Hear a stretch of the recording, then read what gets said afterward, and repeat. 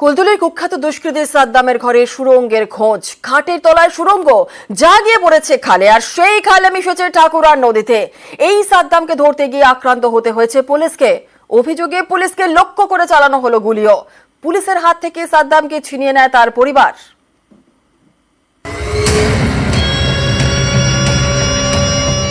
সাদ্দাম সর্দার প্রতারণা চক্রের মাথা, কুখ্যাত দুষ্কৃতী।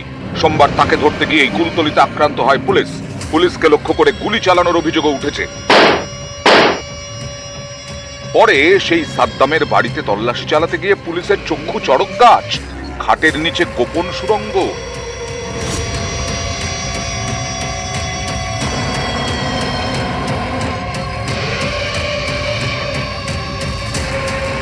সাদ্দাম সর্দারের বাড়ির ভেতরের যে খাট, সেই খাটের নিচে গুপ্ত সুড়ঙ্গ।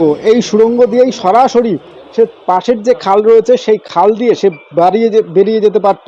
এবং পুলিশ যেটা মনে করছেন, বিভিন্ন সময়ে পুলিশ যখন তার বাড়িতে রেড করতে আসতেন সেই সময় এই সুড়ঙ্গ ব্যবহার করতেন। এই যে সুড়ঙ্গর বাইরের আউটলেট করা রয়েছে, এই সুড়ঙ্গ দিয়ে সে সরাসরি পাশের যে খাল রয়েছে সেই খাল পার হয়ে যে মাঠ রয়েছে সেই জলা জমি দিয়ে বিভিন্ন এলাকায় পালাতেন। লম্বায় 40 থেকে 42 ফুট, চওড়ায় 5 ফুট, হামাগুড়ি দিয়ে যেতে হবে। সাদ্দামের ঘরে খাটের নিচ থেকে সুড়ঙ্গ গিয়ে মিশেছে বাড়ির পাশের কাঁকড়ার খালে।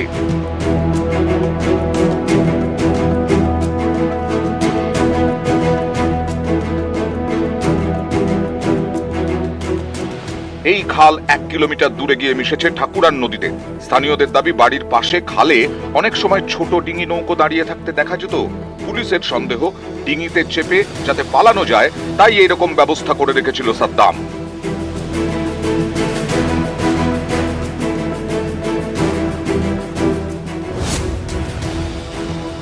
পুলিশ সূত্রে এটাও জানা যাচ্ছে, এই যে আউটলেট অর্থাৎ এই সুড়ঙ্গের যে আউটলেট, সেই আউটলেটের পাশে একটি সবসময় নৌকা থাকতো, অর্থাৎ ডিঙি নৌকাও উপস্থিত থাকতো। নদী পার, এই যে খাল রয়েছে সেই খাল পার করে তারা জলাজমি দিয়ে বিভিন্ন এলাকায় পালাতে সক্ষম হতেন। এই সুড়ঙ্গের পিছনে আরো কোন রহস্য রয়েছে তাও খতিয়ে দেখা হচ্ছে। ক্যামেরায় রফিকুল ঢালির সঙ্গে অর্পণ মন্ডল, নিউজ 18 বাংলা, কুলতলি।